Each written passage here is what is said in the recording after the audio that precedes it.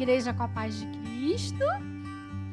Digo que é uma alegria imensa estar aqui, né? Os homens também são bem-vindos, né?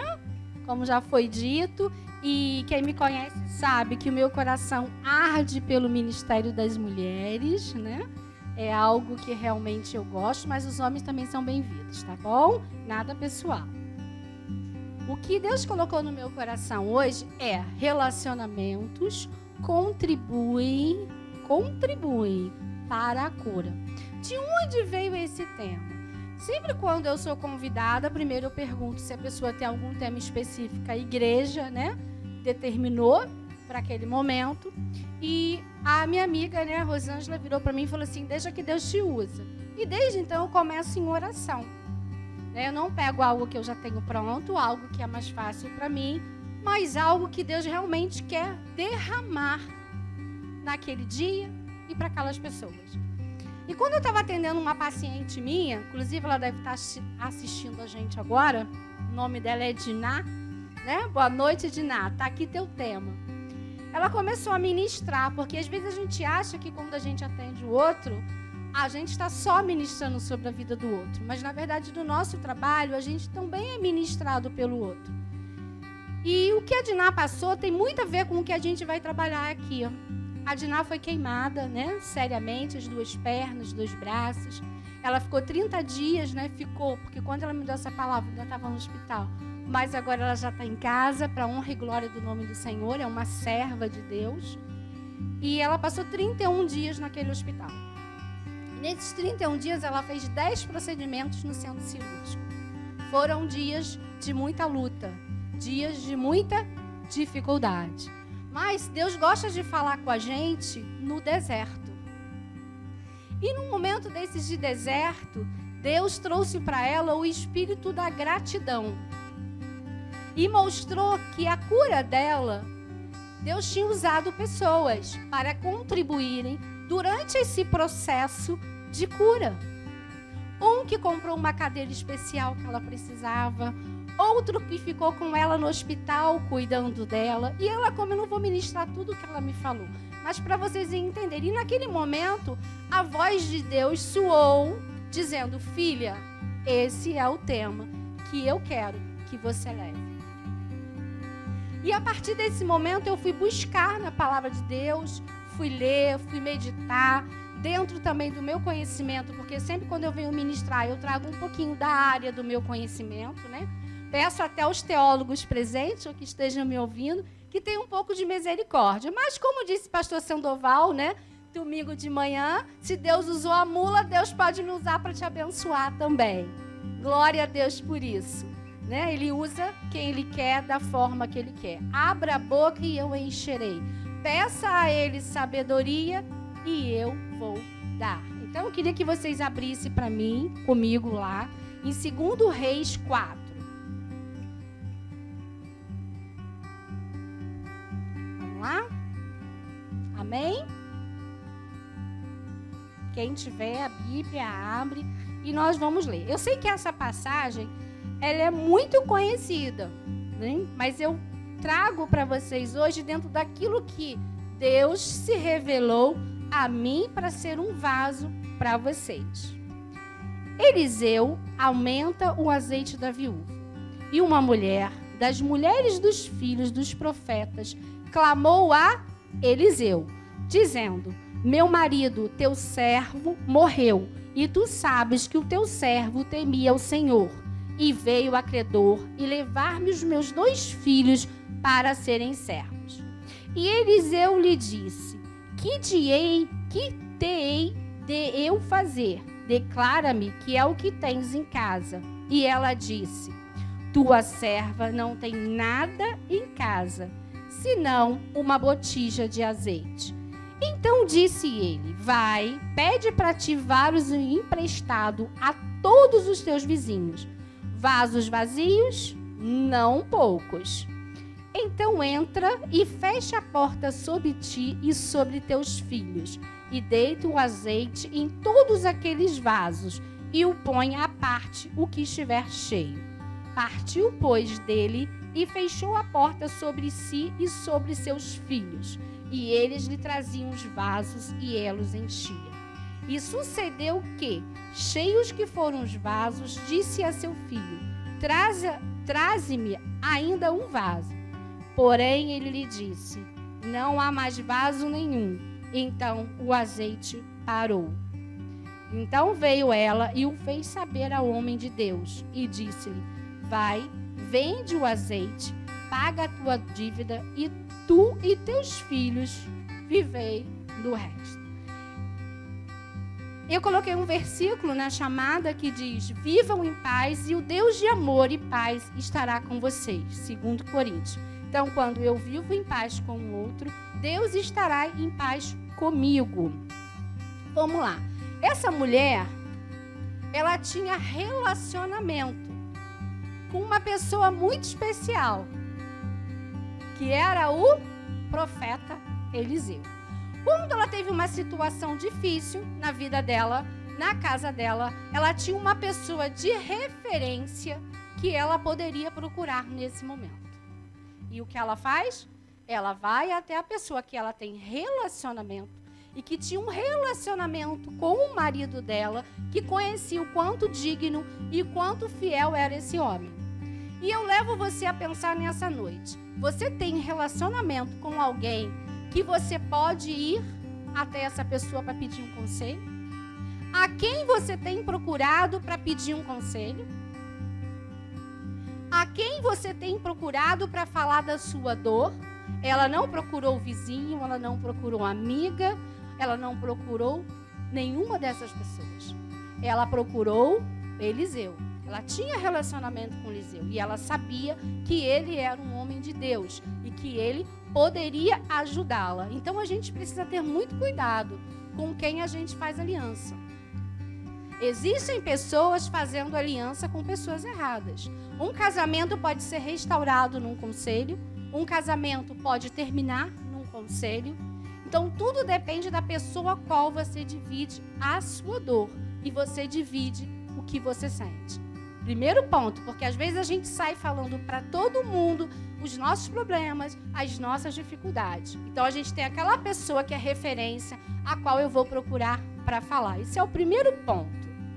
Outro ponto que me chama a atenção é quando o Eliseu vira para ela e pergunta para ela o seguinte: o que você tem em casa? Imagina, você vai contar o teu problema, você não tem nada, você vai ter que dar seus filhos. Imagina só, para pagar a sua dívida, e o sujeito olha para você e diz para você o quê? O que você tem em casa? Ué, mas eu vim aqui porque eu não tenho nada. Se eu tivesse alguma coisa, eu não estava aqui. Ela poderia ter pensado isso. Mas o que ela diz? Primeiro ela diz: não, eu não tenho nada. E aí ela se põe no lugar de autora da história dela. Ela sai do papel da vítima. Porque a vítima nunca tem nada. A vítima nunca erra, ela nunca é culpada de nada, ela nunca vai ter saída para o problema dela. É uma tempestade no copo d'água. E no primeiro momento ela estava naquele papel. Poxa, eu vou perder meus filhos, eu não tenho nada. Mas rapidamente ela se tornou a autora da história dela. E ela diz: tenho uma botija de azeite. O que você nessa noite tem na sua casa? E que você tem dito que não tem nada. Que para sua casa, para sua família, para sua situação financeira, para o problema que você está passando, para sua enfermidade, não tem mais jeito. Você ficou na posição de vítima, aceitou e não consegue encontrar saída para o que você está passando. E aí é hora de você ser autora da sua história. Quando eu sou autora ou autor da minha história, eu faço escolhas. Eu jamais estou num papel de vítima. Eu entendo que a vida é se equilibrar entre escolhas e consequências. Tudo que eu escolho, eu tenho uma consequência. Boa ou má, mas é uma consequência. E nunca é o fim para mim. Eu sempre posso, no dia seguinte, tomar uma nova posição. Eu posso, no dia seguinte, fazer uma nova história. Mas vocês já repararam que a vítima, ela está sempre no cantinho dela, nunca tem jeito, nunca vai sair. E essa mulher não tomou essa posição. Por isso que a vida dela foi mudada. Primeiro, porque ela tinha relacionamento com uma pessoa que poderia ajudá-la. Segundo, porque essa pessoa era uma pessoa sábia. Ela procurou a pessoa certa. tá certo? E o outro, ela não era vítima, ela era autora da história dela. Chegando lá, que ele disse que tem azeite, o que ele fala para ela? Vai lá, pede seus vizinhos vasilhas. E ela pede que o filho pegue vasilhas. Ora, para você ir nos vizinhos e pedir vasilhas, eu preciso ter de novo o quê? Relacionamento. Como eu vou bater na casa do meu vizinho se eu não tenho relacionamento? Então, quando ela pede a vasilha, pede que o filho peça a vasilha, ela estava indo nos amigos dela, nas pessoas que... Ela não disse para quê, porque a gente não vai sair para todo mundo contando o nosso problema. Mas ela disse, amigo, eu preciso de uma vasilha, você me empresta? Eu preciso de uma vasilha, você me empresta? Ela tinha relacionamento no lugar em que ela vivia. Então, ela pôde pegar as vasilhas, senão ela não teria vasilha para colocar o azeite. Ela ia pedir aonde? A quem? Se ela fosse uma pessoa mal-humorada, uma pessoa grosseira, uma pessoa que não se preocupa com o outro, ninguém ia querer emprestar a vasilha para ela. Então, quem é você? Você tem relacionamentos onde você mora, você tem relacionamentos no seu trabalho, você tem relacionamentos na igreja que você congrega. Quem é você? Essa é a pergunta. E os vizinhos emprestaram vasilhas, aí eu estou imaginando que eles emprestaram vasilhas grandes, vasilhas pequenas, vasilhas de formatos diferentes para ela. E o que Deus fala ao meu coração quando eu imagino o tamanho das vasilhas e os modelos da vasilha? São os modelos e os nossos tipos de relacionamento. Todo relacionamento, ele é importante. O que acontece é que muitas vezes eu deposito a minha expectativa no outro, de como ele vai ser. Eu quero um amigo, eu quero uma amiga, e eu imagino que a perfeição naquela pessoa. Ou eu quero casar, e eu imagino naquela pessoa que ela se encaixa tudo aquilo que eu preciso. E se esquece que todos nós temos nossas falhas, que todos nós temos nossas fragilidades. E nós estamos aqui. Lá no versículo, Provérbios 27, 17, eu amo esse provérbio, eu uso muito ele com casais no consultório, que diz, assim como o ferro afia o ferro, o homem afia o seu companheiro. Então, nos nossos relacionamentos, seja de amizade, seja profissional, seja na igreja, o objetivo que Deus tem é que a gente seja afiado, ou seja, que a gente seja transformado, que a gente possa melhorar. Eu tenho amigos que são importantes na hora que eu preciso contar um segredo, que é a minha referência. Eu sei que eu posso contar segredo para aquela pessoa, que ela vai guardar. Eu tenho um amigo que é aquela pessoa que vai me dar a palavra que eu preciso de Deus. Eu tenho aquele amigo que é para rir, para ir ao cinema, para lanchar. Eu preciso entender que eu não tenho que depositar todas as minhas expectativas numa única pessoa. Quando eu deposito numa única pessoa todas as minhas necessidades emocionais, esse relacionamento não vai dar certo. Porque ninguém vai ser capaz de suprir todas as suas necessidades emocionais. Por isso nós temos uma rede de proteção. Agora eu preciso ser inteligente o bastante para me relacionar com cada um tipo de pessoa. Se eu tenho um amigo fofoqueiro, todo mundo deve ter um amigo fofoqueiro, né? Eu não vou contar segredo, porque eu sei que quando eu contar para o meu amigo fofoqueiro, não é por mal, gente, a língua coça, entendeu? Ele vai contar. Nem que seja para, olha, irmã, não é fofoca não, mas é para orar pela fulana. Mas muitas vezes seu amigo fofoqueiro é o amigo que quando você ficar doente, ele vai estar lá do lado da sua cama orando. Ele vai levar a sopinha, a canjinha que você precisa. É um amigo que talvez vai tirar o dinheiro do bolso dele para comprar uma cesta básica quando você precisa.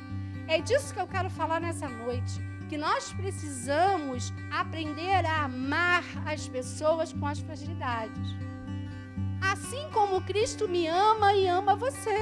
Eu tenho fragilidades. O Flávio, os meus filhos, são as melhores pessoas para falarem sobre isso. Na terça, acho que retrasada, eu fiz um GCL lá na Boiúna e eu falei isso. Vocês precisam ver quando eu acordo azeda. Aí brincaram, você é azeda? Sim, eu sou humana, de carne e osso, como vocês. Todos nós temos fragilidades, mas todos nós temos qualidades. Quando eu aprender a conviver com o outro, olhando o que ele tem de melhor e aflorando nele o que ele tem de melhor, eu vou ser uma pessoa feliz. Outra coisa que a gente faz muito, a gente grava o que a pessoa faz de ruim pra gente na pedra. E o que ele faz de bom, a gente grava na areia. E aí a pessoa tem 10, 20 anos de relacionamento com você, de fidelidade, de amor, e ela errou. Por algum momento, aquele que está de pé, que se cuide para que não caia, palavra de Deus. Eu ou você podemos cair, que Deus tenha misericórdia para que a gente não caia. E aí, por um único erro que essa pessoa teve, a gente joga ela fora, como se ela fosse um objeto e não tivesse mais valor para a gente. Com certeza, essa mulher não era esse tipo de mulher, porque ela se relacionava com todas as pessoas que estavam ali onde ela morava. E o tamanho do milagre dela, vocês pararam para pensar que dependeu exatamente da quantidade de relacionamentos que ela tinha. Quando ela fala, pega outra vasilha, acabaram as vasilhas. Por quê? Porque ela não tinha mais ninguém para que ela pudesse pedir uma vasilha. E o teu milagre, a tua cura, vai depender dos relacionamentos que você tem. Uma coisa muito interessante é que pessoas são feridas nos relacionamentos. Os nossos maiores traumas de cada um aqui foi feito, ou aconteceu, ou foi marcado, ou foi criada uma janela killer, que a gente chama, que é a janela traumática, através do relacionamento com o outro.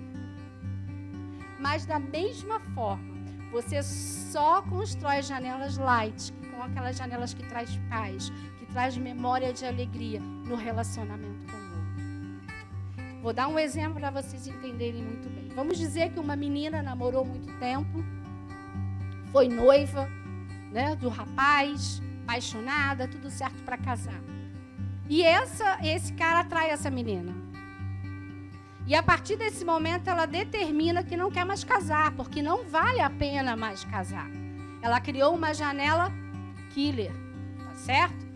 Que ela foi traída e ela criou no inconsciente dela isso. E como é que isso vai ser destruído ou reconstruído? Quando ela se relacionar com uma outra pessoa que a ame, que a respeite e que tire o melhor dela. Então, da mesma forma que eu sou ferida pelos relacionamentos, os meus relacionamentos contribuem para que eu seja curada na vida. Quantas vezes a gente que é mãe aqui, ou pai, que a gente não entendeu muito bem aquilo que o meu pai ou minha mãe fez, e vocês da mesma forma, e quando a gente se torna pai ou mãe, a gente pega e liga para a mãe, ou marca um café, ou para o pai, e chora.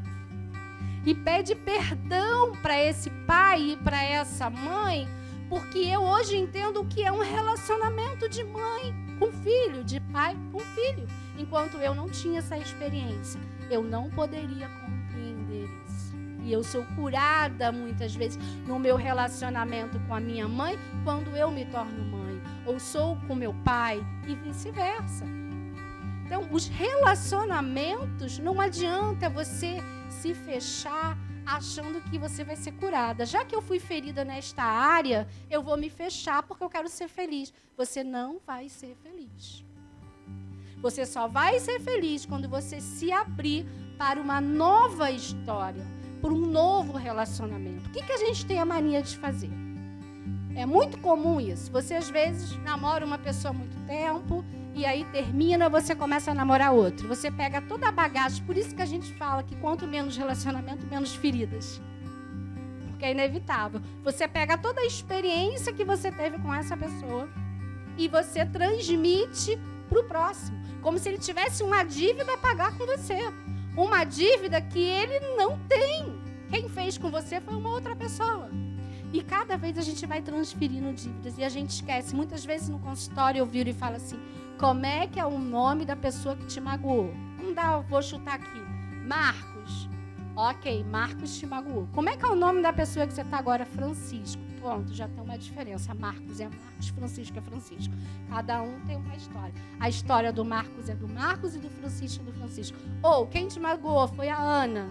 Tá, como é que é o nome da menina agora? É Marta. Então, a Ana é a Ana e a Marta é Marta. Mas a gente, no nosso inconsciente, na nossa mente, a gente faz essa mistura.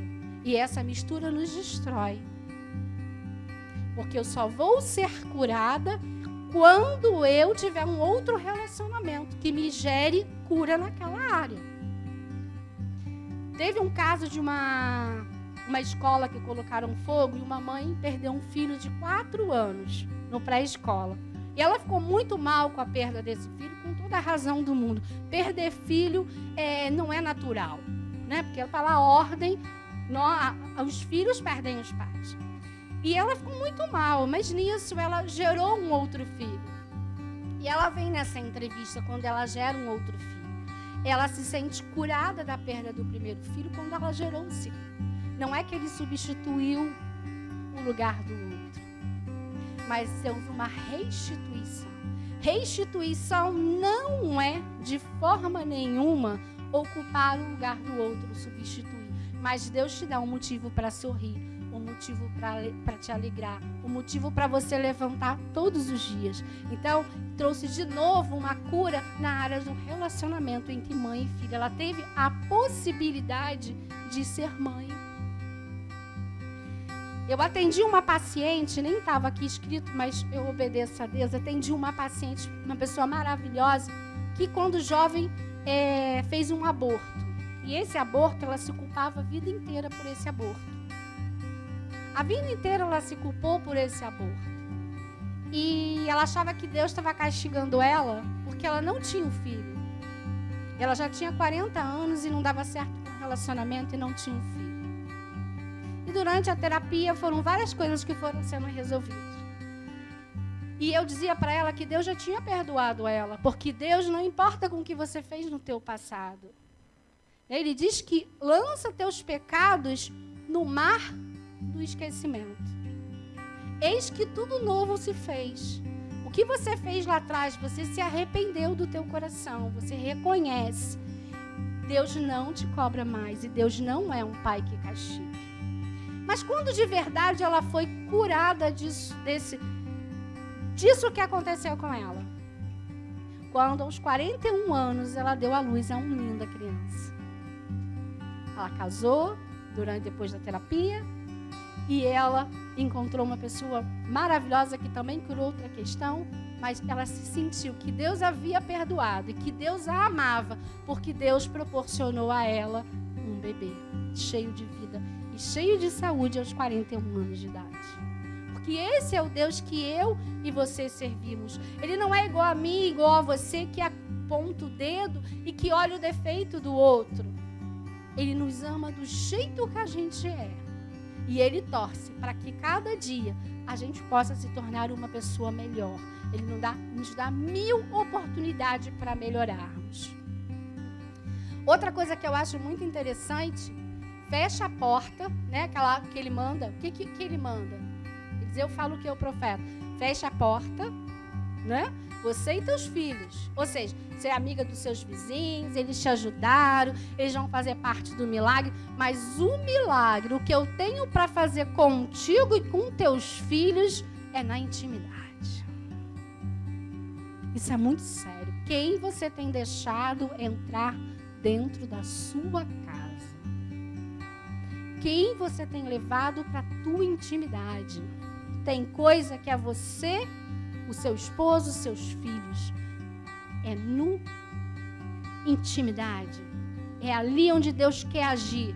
E a gente precisa ter cuidado com isso. Muitas vezes a gente leva, né, cobras para dentro da nossa casa.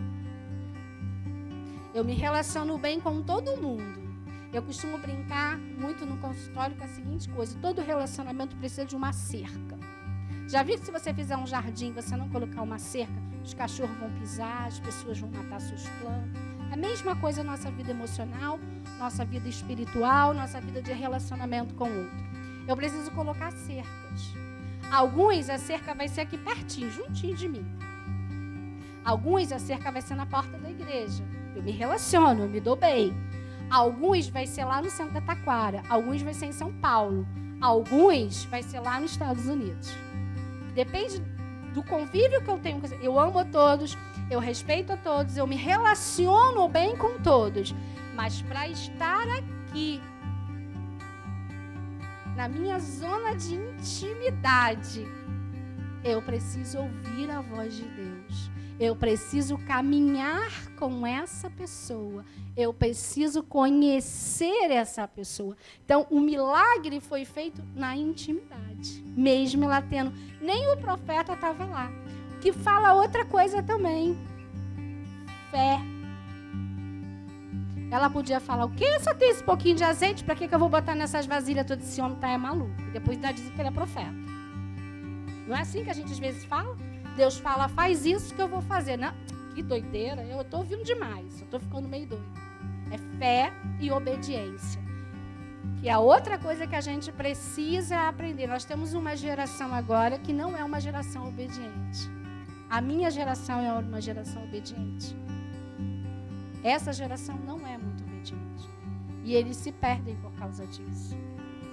Por causa da falta de obediência. Tem um vídeo muito interessante no YouTube. Hoje, como é online, eu não trouxe vídeo, porque eu amo trabalhar com vídeo, né? Que mostra, né, que o pai, ele grita para o filho. Ele está distante do filho e o filho está brincando na linha do trem. E esse pai grita, filho, se joga, deita. E esse filho deita. E o trem passa e não acontece nada com ele, que ele é pequenininho, ele fica lá, no lugar certinho que o pai mandou.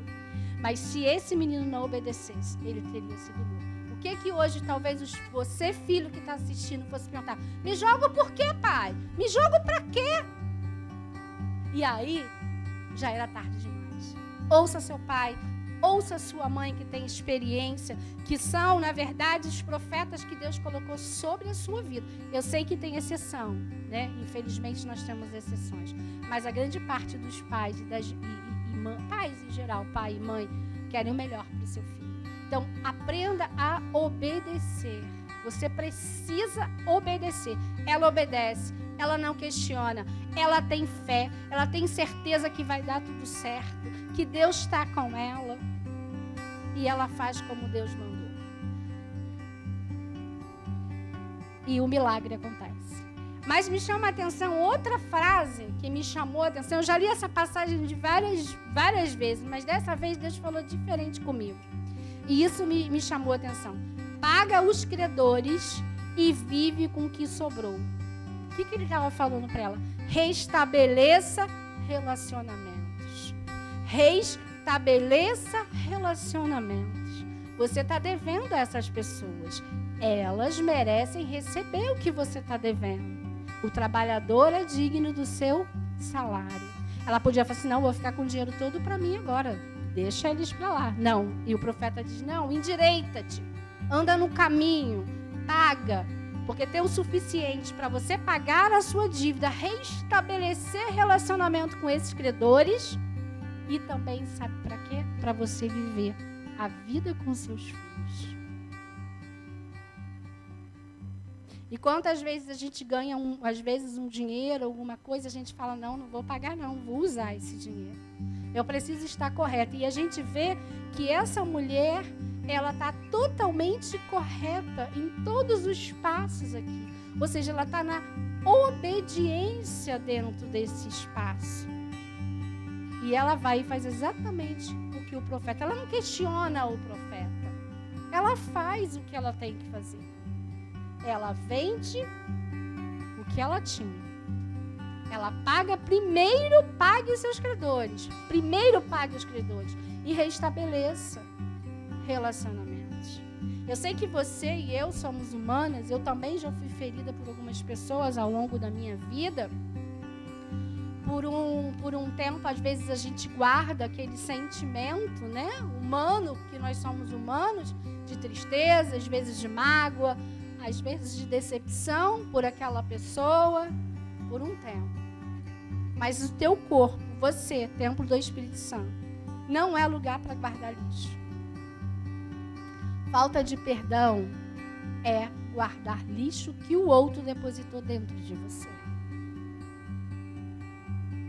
E o que dá quando tem lixo, gente? Lixo dá barata, lixo dá rato, né? Lixo fede, lixo apodrece. E se você guardar dentro de você ressentimentos, você não está fazendo mal para o outro, você está fazendo mal para você mesmo. Quando diz aqui, vamos, o quê? Reestabelecer relacionamentos. Deus nessa noite está chamando você que está em casa, a mim primeiramente, que Deus sempre fala, mas eu falo que eu outro dia até postei no Facebook, que o meu coração é um coração de criança. Eu não vou dizer para vocês que eu não fico chateada, eu fico chateada, mas eu não consigo guardar raiva de ninguém. Aí tem meu esposo, tem meus filhos, eles até falam comigo, mas mamãe fez isso. Não importa, eu amo, já passou, eu amo. Mas aquilo que eu falei, a gente vai aprendendo a estabelecer cercas. Mas aquela sujeira que o outro deixa dentro da gente só vai destruir. Então, eu preciso, e quando é difícil para perdoar? Eu sei que existem situações que são muito difíceis de serem perdoadas. Mas a gente precisa perdoar. E uma coisa que eu aprendi, você que está me ouvindo agora, né? Nem está no meu papel. Não minta. Não minta.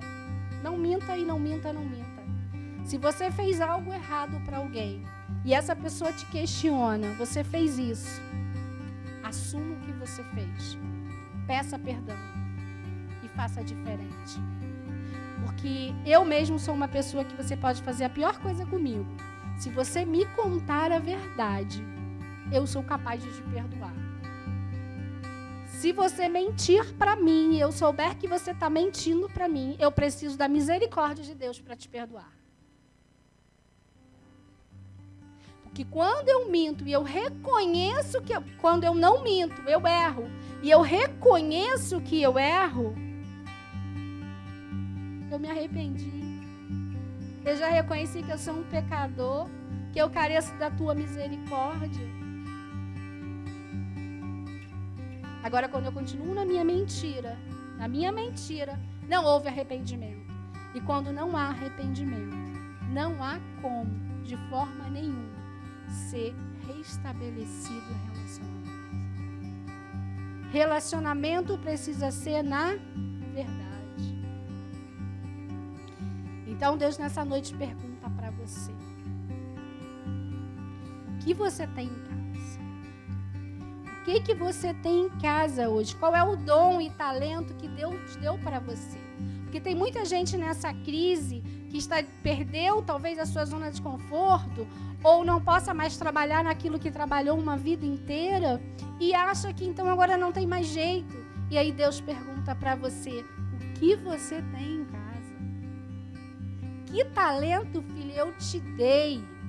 Que talento eu te abençoei para que você possa usar e possa multiplicar para abençoar outras vidas, para abençoar outras pessoas? Ele está perguntando isso para você. E existe alguém que está assistindo, eu não sei quem é, mas que Deus quer falar sobre perdão. Está na hora de jogar esse lixo fora. Joga esse lixo fora. Reestabelece relacionamentos. Reestabelece, siga em frente. E uma coisa muito importante que eu vejo muito no consultório: muitas pessoas resolvem perdoar, entre aspas, e continuarem caminhando junto. Só que, sabe aquele lixo? Todos os dias a pessoa pega aquele lixo e joga no outro de novo. Todos os dias pega aquele lixo e joga de novo no outro. Se eu decido perdoar alguém, eu tenho duas escolhas: ou eu caminho com ela ou eu não caminho. Coloca tal cerca. Tudo bem? Deus te abençoe. Tudo bem? Deus te abençoe. Se eu acho que essa pessoa merece continuar na minha intimidade, o que eu vou fazer? Eu vou jogar esse lixo fora. E quando eu tiver vontade de pegar aquele lixo para acusar o outro, porque a gente sabe quem é o acusador, Quem veio para dividir. Sabe o que eu vou fazer? Eu vou pedir, Deus me ajuda, porque eu não quero esse lixo mais.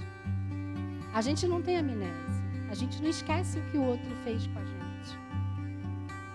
Mas com o tempo, a dor diminui. Porque a ciência diz que a pior dor que você tem é a que você sente agora.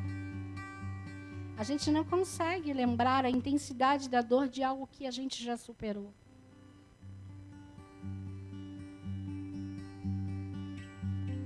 A gente precisa pensar nisso. E cuidado com as alianças. Cuidado com as alianças. É uma aliança muito bonita, que é de Noemi e Ruth. Eu sempre falo que minhas noras vão ser como a Ruth. Vão ser filhas, né? E não noras. Quando Noemi e Ruth fizeram uma aliança, foi uma aliança para a vida inteira. E foi uma aliança dentro da vontade de Deus. Noemi foi abençoada através da vida de Ruth. E Ruth foi abençoada através da vida da Noemi, porque para ela entrar naquela terra, só porque ela tinha. A Noemi, que depois se pede, né, se diz como amarga. E aí ela conhece Boaz, que é uma linda história de amor. Quem gosta de romance deve ver. E ela casa com Boaz. E ela dá neto. E de novo, a Noemi é sarada e deixa de ser amarga por relacionamento. Talvez se Ruth tivesse ido embora e tivesse abandonado Noemi no meio do caminho, Noemi teria ficado amarga para sempre. Mas aquela posição que ela tomou e disse: eu estou contigo. Onde tu fores, eu irei. Ela começou a curar, né, a Noemi. E a Noemi viu que tinha uma filha. E a Noemi teve netos. E a Noemi pôde deixar de ser amarga por relacionamentos. Então pensem bem. Relacionamentos podem e muito contribuir para o seu bem. Amém? Rosângela?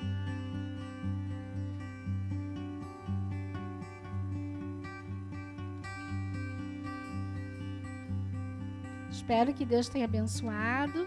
Espero que vocês tenham recebido uma palavra para vocês refletirem. Amém?